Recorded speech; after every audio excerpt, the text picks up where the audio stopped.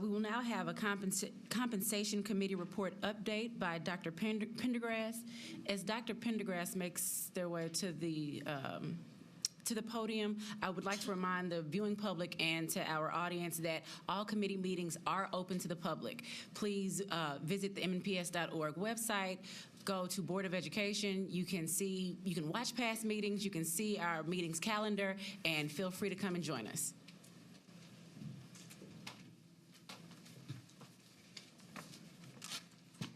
Good evening, board members and Dr. Henson. On behalf of Dr. Joseph, I would like to introduce the members of the Compensation Committee.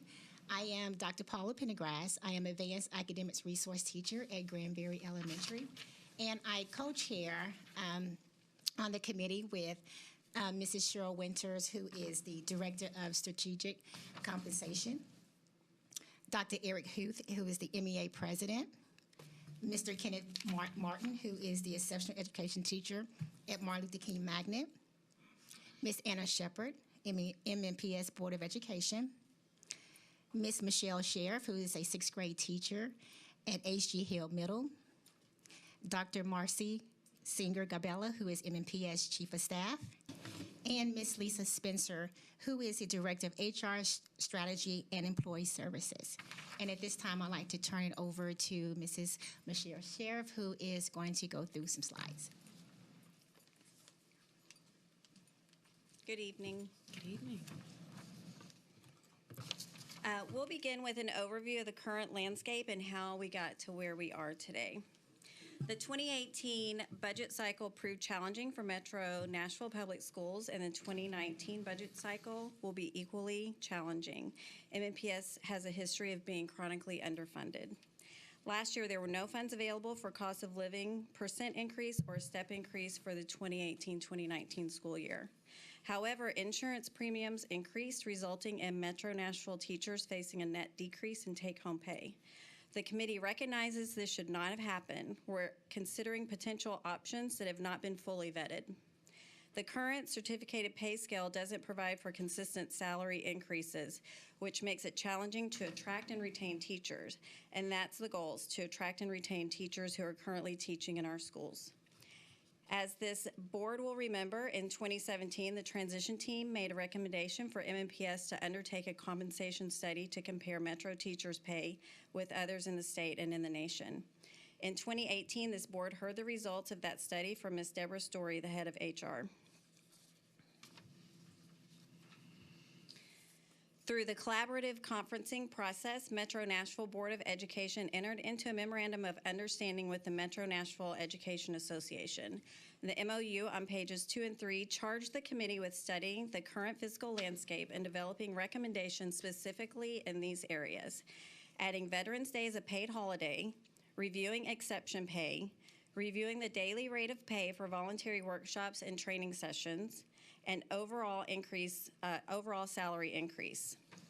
It's the opinion of the Compensation Committee that a step increase in cost of living % increase should be part of the normal operational budget process each year. Therefore, our recommendations go above and beyond a step increase in COLA and take into account a more comprehensive approach to compensation.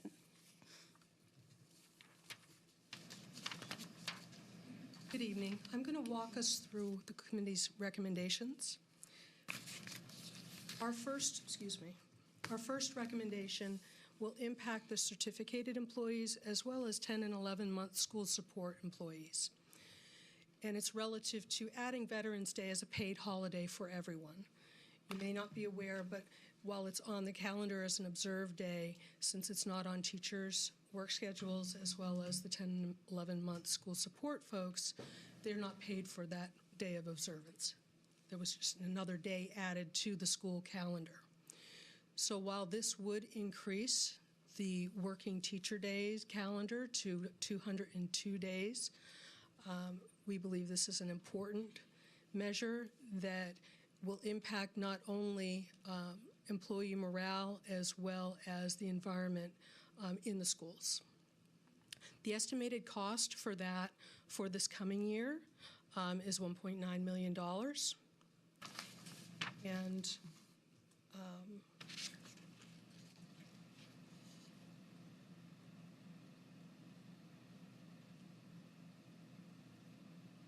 forgot to add a point relative, I forgot to add a point relative to the addition of the day to get us to 202 days for the working calendar. The majority of Tennessee schools mandate that classes will be in session or teachers will have working days of 200. So this would be in excess of that, but we do believe it's very important.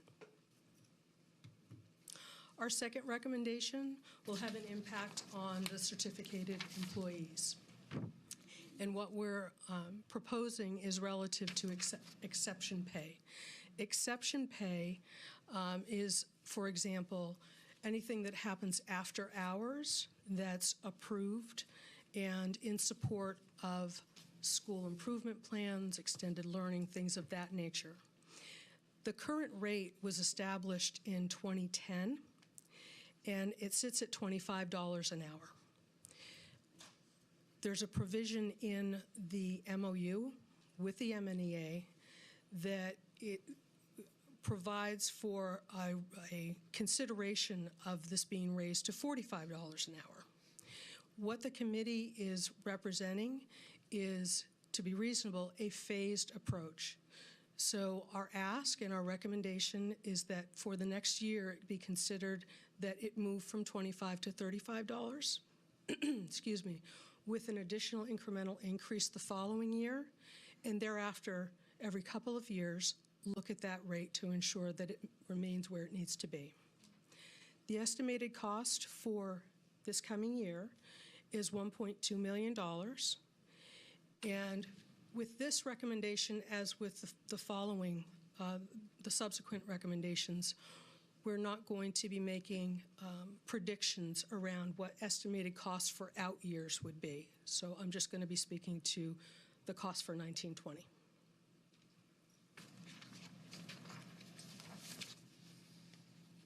Our third recommendation, again, speaks to the certificated work group and would have impact there. It's relative to voluntary workshop and training pay. This rate was actually set in May of 2003, and it currently sits at $85 a day. Again, with the same approach being recommending a multi-year phased incremental plan, we are trying to get that closer to the entry-level teacher hourly rate.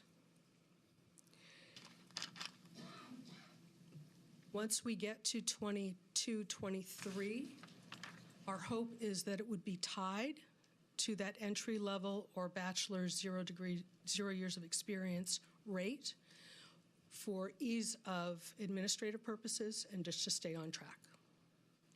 The estimated cost for this coming year is $256,000.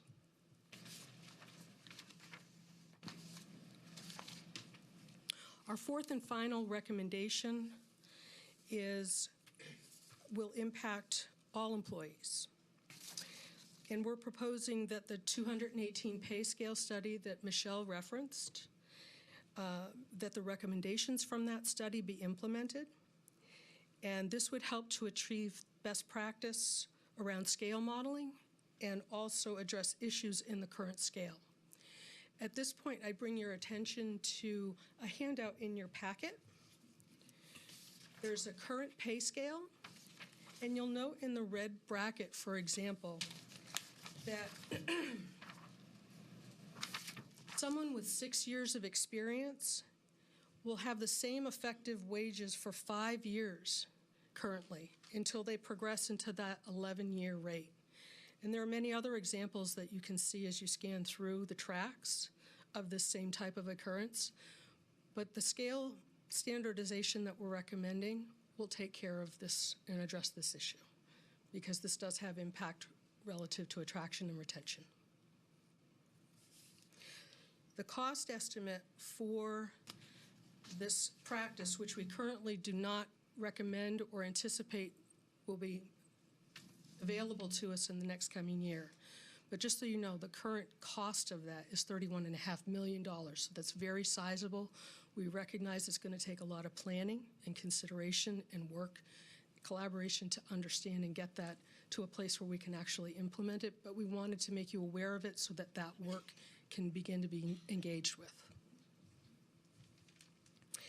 And now Michele is going to review our final thoughts with you. The committee had many discussions around other areas which impact overall teacher compensation and district school culture, but those issues are outside this committee's scope. The Compensation Committee requests that the Board of Education create 2 additional work groups and charge them with studying these issues. The first area centers around instructional materials and supplies. The work group would be focused on initiatives to reduce the burden on teachers who are paying for classroom materials out of their own pockets. When teachers are buying supplies and materials, that negatively impacts their income. We envision this work group having a similar makeup as the Compensation Committee with representation from MNEA, MNPS, and the board. The second work group the committee is recommending to be formed is a group to address culture in our district and schools. The charge would be to develop recommendations to give teachers more voice in shaping district and school culture and for the culture to be more consistent from school to school. Finding ways to boost teacher morale, recruitment, and retention demands teacher engagement and input, but we feel this goes beyond just elevating teacher voice. Since culture affects all MNPS employees, we envision this group having representation from MNPS, the board, and all 3 professional organizations, including MNEA, SEIU, and Steelworkers. We appreciate your time and consideration of our recommendations. Are there any questions we can answer? I do have a question. So every year we go up to the Day on the Hill, Days on the Capitol. What kind of internal discussions are you all having about advocating to the state and or advocating to the city to make sure that we can begin to implement some of these recommendations? I would say that I think part and parcel of this committee's deliverable today is kind of a leaping off place for having that conversation. Our whole point in bringing the focus at one point and on the 4th recommendation to the amount of money that it would take to standardize the scales is in that measure. I think that there are certainly other avenues that should and can be availed to get this message out. But currently, as far as the committee goes, I don't think we had any next steps relative to that.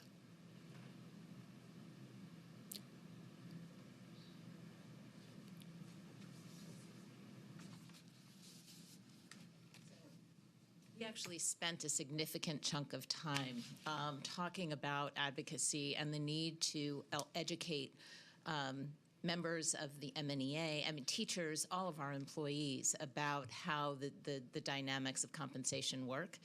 And we did a lot of education of ourselves along the way.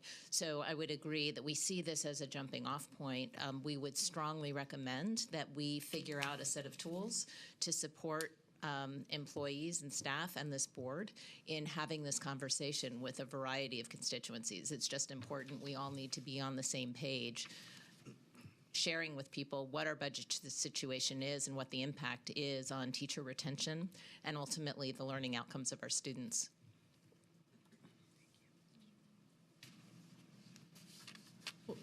Ms. Bush? You had mentioned supplies. Can you come back and kind of expound a little bit more? What are you all getting as far as support on supplies? Any additional supplies you need? Are you getting any type of support? Because we know that every year you guys come out of pocket. Teachers come out of pocket for additional supplies to try to cut the cost for parents. So can you kind of tell us a little bit about that? What we're speaking about are the supplies we need to actually teach the standards to the students. Mm-hmm.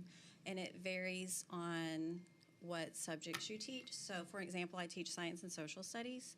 So my materials to teach science and social studies is I have an online tech book for social studies, and that's it.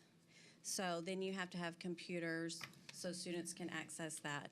But that's my only resource provided by the district. For science, the only resource I have provided is a classroom set of textbooks. So I don't even have textbooks that each student can take home, and that's it. I'm not providing hands-on materials or anything else to teach science. I know that other areas with the implementation of IFL that there hasn't been monies available to provide the text that is required reading for those units. So those are the type of things that we're speaking about. So are you making copies for those students that do not have textbooks that you're speaking about? I mean, how are they getting the information? I buy materials to teach the students. Out of your pocket? I mean, I have my $200, but beyond that, when that's gone, it's out of my pocket. Can I add something? And I just want to add, like, looking at advanced academics, I know that resources and supplies are very key when we look at a lot of the district initiatives, especially when we look at trying to provide rigor for our students. And as an advanced academics resource teacher, I try to make sure that I partner with some of the local universities like Vanderbilt and some of the professors who write those curriculum to make sure that I'm using research-based, evidence-based material for my students. And a lot of times I do end up coming out of pocket for those items because it's not budgeted in the school-based budget at this point in time. Thank you.